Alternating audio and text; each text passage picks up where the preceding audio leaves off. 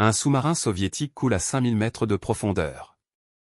La CIA construit un navire de 50 000 tonnes pour le remonter. Mais ce qu'il trouve à bord va changer le cours de l'histoire. Et ce n'est pas ce que vous croyez. Le sous-marin soviétique KO-129 a coulé dans l'océan Pacifique en 1968 avec 98 marins à bord et 3 missiles nucléaires. La CIA, informée de sa position par un sous-marin espion américain, a lancé le projet Azorian en 1970. L'objectif était clair, récupérer le sous-marin pour obtenir les codes secrets soviétiques, les missiles et les documents classifiés. Mais pour y parvenir, il fallait construire une machine capable de soulever 2000 tonnes depuis les profondeurs abyssales.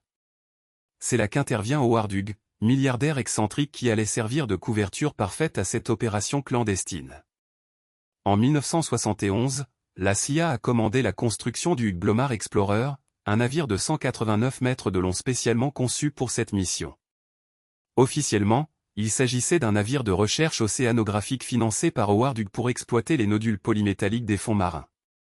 Mais en réalité, le navire était équipé d'un système de capture géant capable de descendre à 4800 mètres de profondeur et de remonter un objet pesant plusieurs tonnes.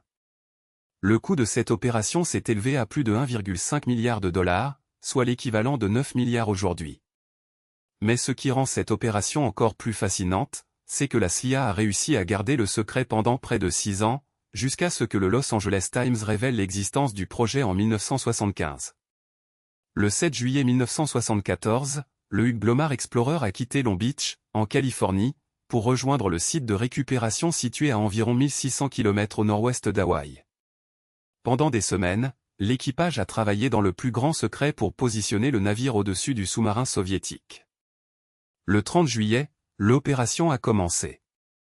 Un grappin géant, pesant 2000 tonnes, a été descendu à 4800 mètres de profondeur pour capturer la proue du sous-marin.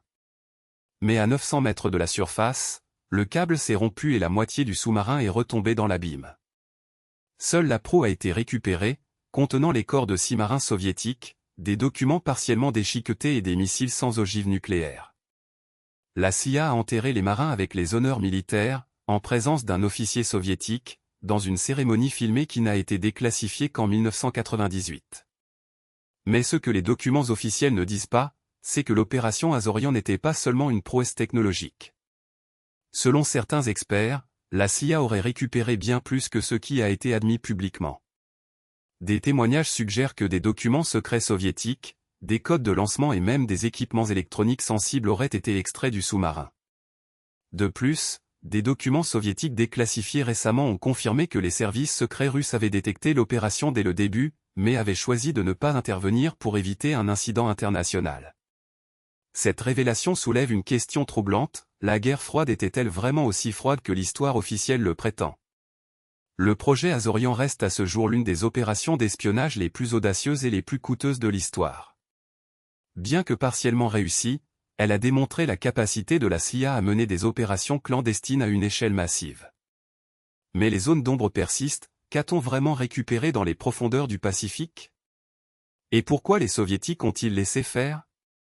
Ces questions restent sans réponse, alimentant les théories les plus folles sur ce qui s'est réellement passé ce jour-là. Et si les secrets découverts lors de cette opération n'étaient que la partie émergée de l'iceberg? Quelles autres vérités pourraient encore se cacher dans les archives classifiées du projet Azorian?